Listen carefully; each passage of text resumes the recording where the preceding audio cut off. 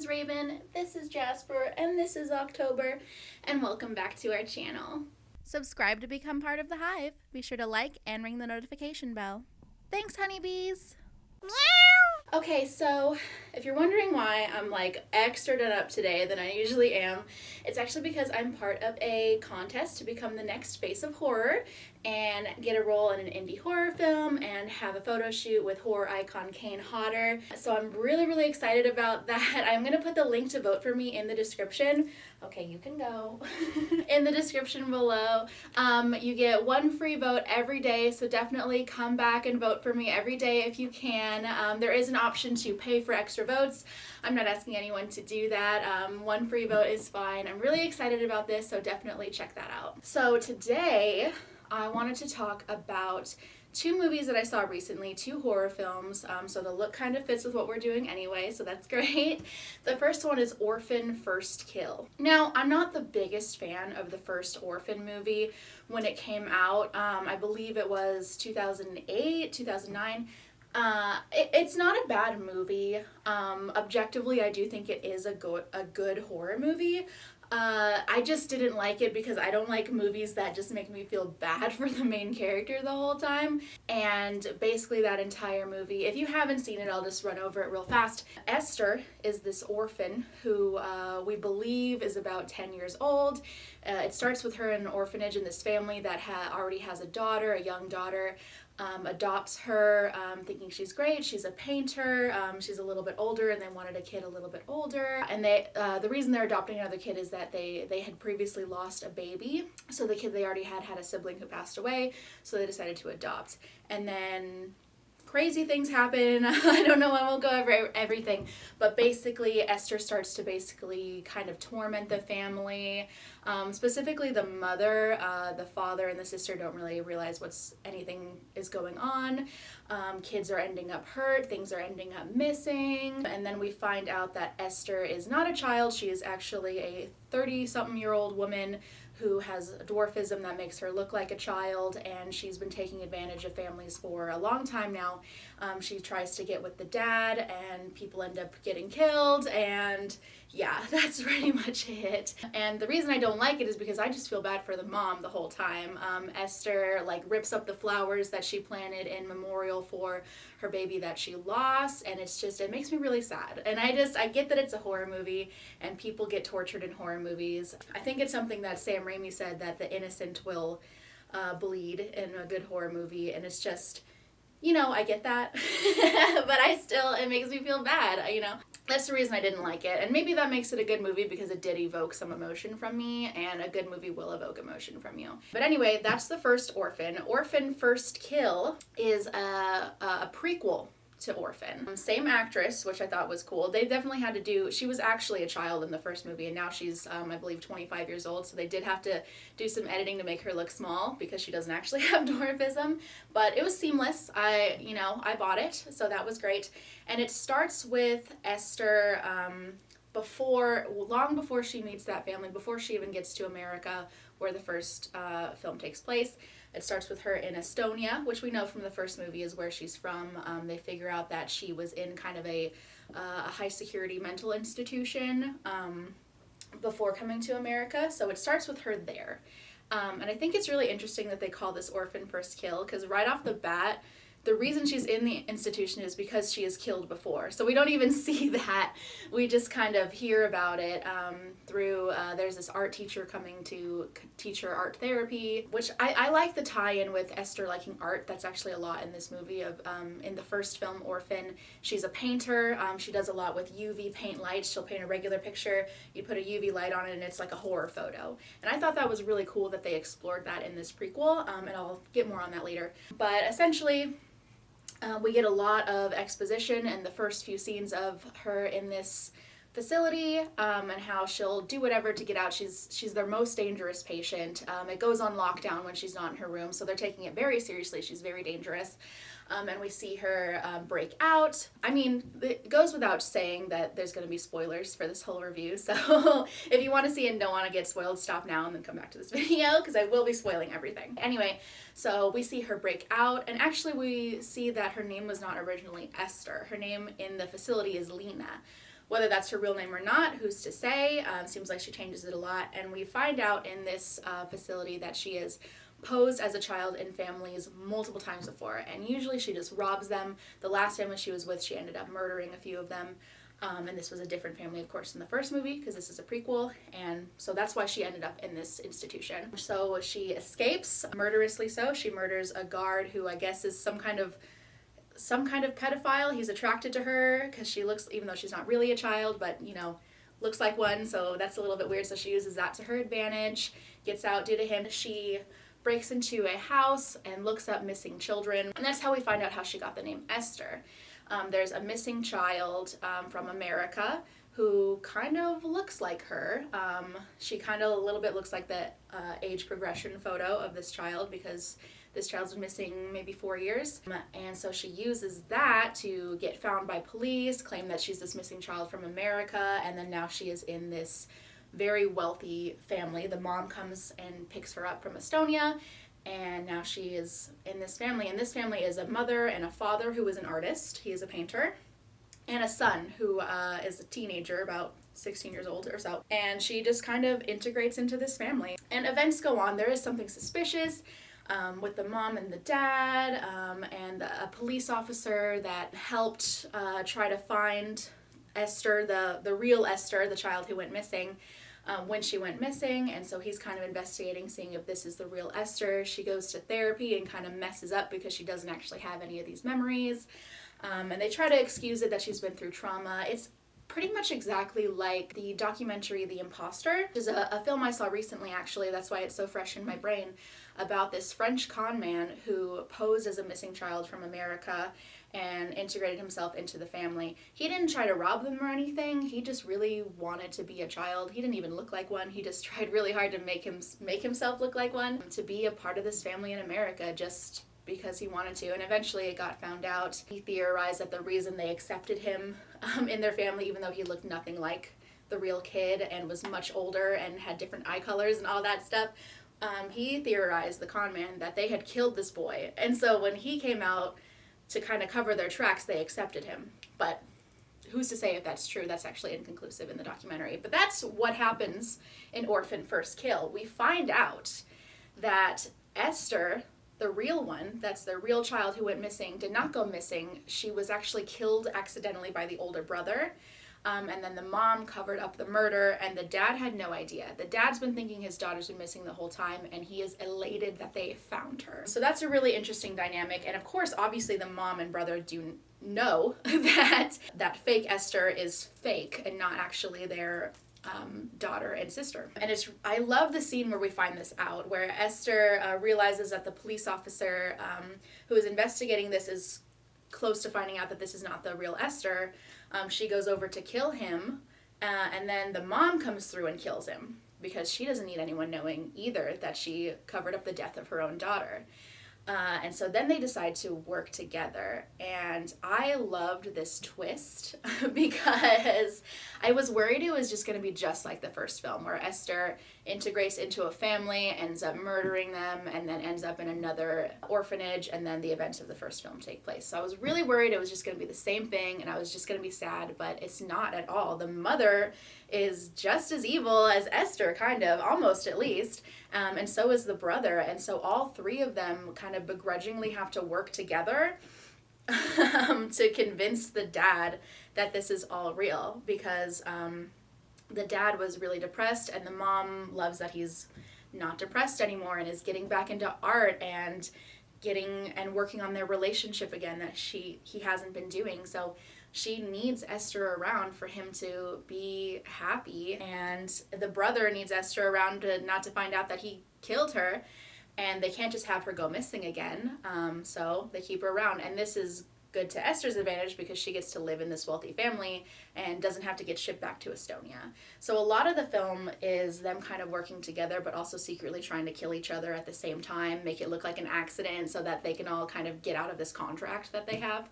And it all comes to a head when the mother kind of has had enough and doesn't want to deal with having this murderous 30-something-year-old in her home anymore and having to pretend it's her daughter. So it comes to a head where they all try to kill each other, Esther, the brother, the mom, while the dad is away, and try to make it look like an accident so he doesn't know. Very dramatic. The house gets set on fire. There's all this stuff. I won't get too into it, but it's I liked it a lot, and I liked how it ended. It had me rooting for Esther in the end, just because of how evil the mom is and how she treats Esther. I know it's weird to feel bad for her, but I did, and that was just like such a 180 from the first movie, where I just hated her and I felt so bad for the mom. And this one, I wanted Esther to kill everybody, so that's a huge plus. I would call this, it was kind of like a really good trashy horror movie, which is 100% my style. So I actually really liked Orphan First Kill. So yeah, this one was it was unexpected, which is great for me. Usually I can see what's coming. I can see twists. As a very analytical person, that's something I've always been able to do. Like, oh, I bet this is going to happen. I bet it's going to end this way. And this didn't happen in that film.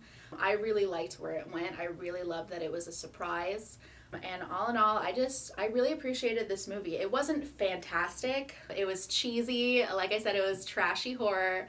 It also reminded me kind of the JonBenet Ramsey case. You could definitely see what inspired it. That, possibly the imposter documentary.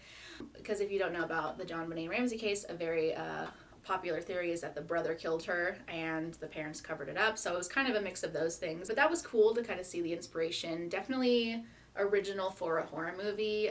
Usually horror movies kind of don't have this kind of formula that Orphan First Kill had.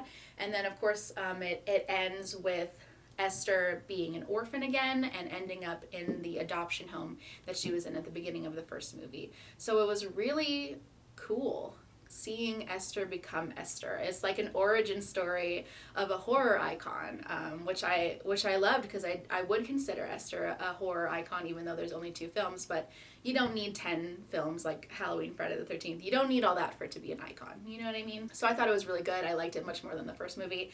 And I give Orphan First Kill a 3.5 out of 5, which is very respectable for me. Okay, next one I want to talk about is The Invitation. So The Invitation, I was looking forward to it. I already off the bat didn't really think it was going to be a great movie, just based on the trailer. But based on the trailer, I could see that it was about vampires. I'm super into vampires. I mean, as you can tell, what I did with my makeup today. So I was excited to see it anyway. And I didn't dislike it. It's just, the strange thing is, based on the trailer, we know that there's vampires. They don't blatantly say like, oh, vampire, but you can see the teeth, you can see the blood. So we knew it was going to happen. And the weird thing about that is, in the film, they try to hide that there's vampires for a very long time. Too long, actually. There's a lot of buildup that only comes to a head in like the last third of the movie. Like the last act is when we actually get like confirmation of vampires. And there's a little bit in the second act where there's some, scenes of maids cleaning in the shadows and it's dark and then they get grabbed. But we don't actually see anything. It is PG-13. So the horror isn't really out there. It's not like super gory, it's not super violent, which is fine. It doesn't have to be a horror movie doesn't have to be overly gory, overly violent. It could just be about the ambiance. It could be about the suspense and the thrills. But there wasn't enough of that to make up for the lack of violence, the lack of blood for me. In a vampire movie, I want lots of blood. And if I don't have lots of blood, I want lots of suspense. I want lots of thrills. And there just wasn't enough of any of that. So I'll summarize. A woman who lives in New York, kind of poor, kind of has no family, kind of just working through life essentially, decides to take a DNA test to find out if she has any other family anywhere, and then a distant cousin from England reaches out to her, finding out that they're related, and invites her to this wedding in England and pays for all of it. So she decides to go, finds out who the rest of her family is, distant in England. She finds out that her distant grandfather left and ended up like impregnating a maid or something like that, and there's like the secret baby that went to America, and that was her grandfather. The secret baby was her grandfather, and they were ashamed because one of their family members had a child with a black person. She's half black, everyone else is white, and that's how she got to America. And so they were really excited. This whole part of her family was actually really excited that they found her, that they found this missing piece of them. She's like the only girl in the family for the past like several generations. They've all just been having boys that carry on the name and no girls. And so it was really sweet that she found this family at first. We find out that she had lost her mother, so she really has so that first part was very sweet, even though you know something bad is coming, you're just not sure what. Except, unless you saw the trailer, which spoils exactly what's going to happen, so. As you all know, there has been someone missing from this table. But that once broken bond will be renewed tonight. To Evie, my new bride.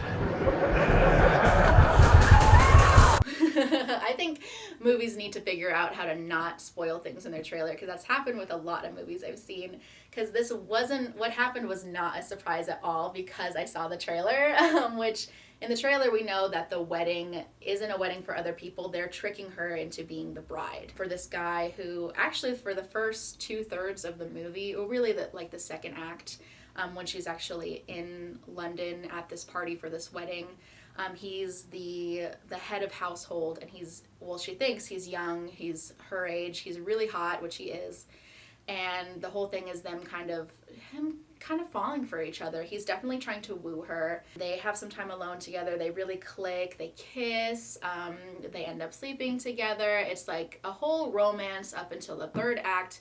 When it's the day of the wedding, she comes in, sits down next to him, and he announces that she is actually the bride.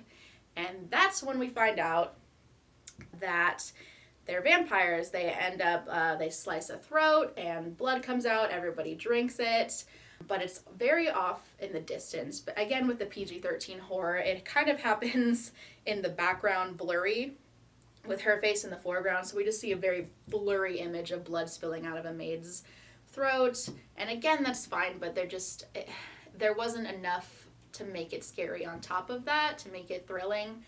There's very few scenes of suspense, mainly around these maids that get told to clean a room, the lights go off, and then they get grabbed, and we literally don't see anything until this third act. And we find out that he would actually be her third wife. There's this whole thing where these 3 different families, including her long-lost family, have an agreement with this vampire clan to give him a wife from each family, and if he has all 3 wives, then he's super powerful. And it's this whole thing, this whole lore. So there's these 2 women that we see earlier who are actually his other 2 wives. One who's been his wife for 500 years, one who's been his wife for 100 years. So we'd seen them before, and we find out at this dinner scene that he is the other 2 wives. And her, our main character's grandmother was his 3rd wife of that family, from her family, and she ended up killing herself because she couldn't handle being married to a monster anymore and carrying on this whole family pact where he was the most powerful vampire. It's based off of Dracula's Wives, which I don't know too much about the story of Dracula's Wives, other than what I saw in the film Bram Stoker's Dracula, where Dracula just has multiple wives that feed on whoever he brings to the castle and are creepy and whatever. But that's what it's based on. And so then we get to this wedding scene, and then the third act, the wedding scene, is the part I like the most. Because it just like in Orphan 2, there was kind of a little twisty turn that I really wasn't expecting. She does, before this happens, she escapes at one point, and I think, oh, okay, she's gonna escape, but she gets caught again because everyone in the town is in on this, which I thought would have been obvious to her, maybe get out of the town before you ask for help, but that's just me. So in the wedding scene, she's about to marry this guy, which, speaking of just me, I would take this opportunity.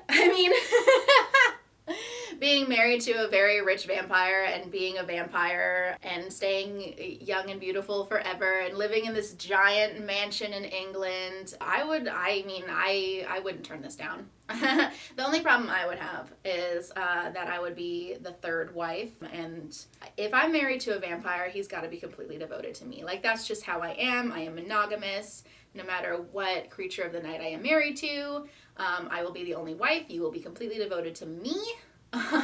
So that's my only problem, but I might take this opportunity anyway, to be honest with you. But she doesn't, and that's fine. You know, that's her. She wants to get back to her regular human life in New York.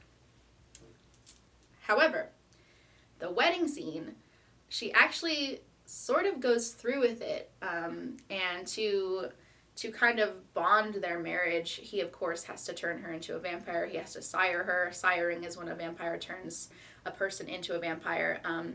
The vampire will drink the person's blood, and then the person has to drink the vampire's blood, and then that sires them into a vampire. Because if you just suck a human's blood and then they die, that's different. The human has to also drink the vampire's blood. So what happens is, she actually does. She drinks his blood. She tries to drink as much as possible, actually, to make him weak, and then she becomes a vampire. And she actually uses her newfound vampire strength to destroy this house. She knocks over the candles, because one of the only ways to kill a vampire is to burn them, or behead them, or, stake through the heart. So she knocks over all the candles in this wedding room. She sets everybody on fire, and then she tries to attack her new sister wives, which, another surprise, one of them ends up killing the other one anyway, because she is also sick of all this. So that was really cool to see. And then we have this big battle between her and her vampire husband, who is becoming very weak now. And she, of course, end of the day, spoilers of course, she defeats him, and then she becomes a human again.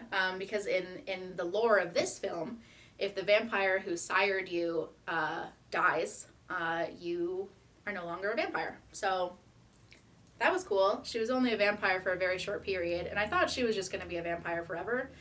But given the lore of the film, it kind of saves her, and she's a human again. She was a vampire for like 20 minutes, fought and defeated everybody with her vampire strengths and powers, and then was a human again. And that's kind of it. That's how it ends. And like I said, the last 20 minutes, I really liked. If the whole film kept that energy, that it really did have thrills. It had cool, unexpected things. It had great imagery. I mean, the sets in general in this film are pretty good. Other than that, not much. I mean, there's really not much to say about the dialogue. The characters are okay. I mean, the actors did just fine. Again, not a lot of thrills, just all the stuff I've been saying this whole time. But the last 20 minutes was great. And that kind of saved it for me, because other than that, it was kind of boring. It was kind of, the first two acts was really kind of like a romance drama, and then it becomes like thriller horror vampire movie. And it's like, if we could have just spread that out throughout more of the movie and had more elements of that in the beginning, it would have been much better for me personally. Yeah, that's it. And we get an epilogue where the cousin who brought her over to England is not a vampire. He was everyone else in these families are humans who are just offering women to this vampire to marry to keep their family protected, essentially. So it ends with her and her friend going in and trying to kill the cousin. And then we don't see that. It cuts off right when they kind of go through the door with a baseball bat. So that it would have been cool to see. But, again, PG-13 horror, you can't really show someone getting their head smashed in with a bat, as much as I would have loved to see it. So that's The Invitation. I mean, there's really nothing more to say about it. I really wanted to like it. I'm always looking for good vampire horror movies. There's a lot out there, but it's a genre that I love and that's been done over and over and over again. So I'm always looking for something like a unique spin on it. I don't think vampire films should stop, but I think there's just so much you could do with a vampire film. So I was hoping this would kind of subvert my expectations, if you will, when it comes to vampire movies and be something different. And it kind of was. It was. Like I keep talking about the third act. That third act where she actually becomes a vampire to defeat the vampires was really interesting and new. I haven't really seen that in a lot of movies before. It's only just the first few parts of it that really killed it. No pun intended, because none of that was there. It's like they waited until the end to be cool. But once it happened, you know, I enjoyed it. So because of that, I give this one a 2.5 out of 5, almost a 3. I was really close to giving it a 3. It kind of borders. Really, it would be like a 2.7. So yeah, that's what I want to say about those. There's a few horror movies that I'm really looking forward to, so I'm definitely going to come back soon and talk about those. It is spooky season. I'm going to be seeing lots of horror movies. I'm going to try to make lots of content coming up here in October, so definitely look out for that. If you have any suggestions on films you want me to talk about, you want me to see, definitely leave them in the comments down below. I would love to see suggestions. I would love to hear opinions about your favorite horror movies, if you've seen either of these and what you think. I want to hear it all. So definitely remember to like, subscribe, comment, all that good stuff. And again, vote for me in that horror contest. I would love to be in a horror movie, and then I could watch it and talk about it. So I think that'd be fun. So that's it. Thank you all so much for watching. Happy spooky season. Bye. Thanks for watching, honeybees. Make sure to like and subscribe. Bye. Meow.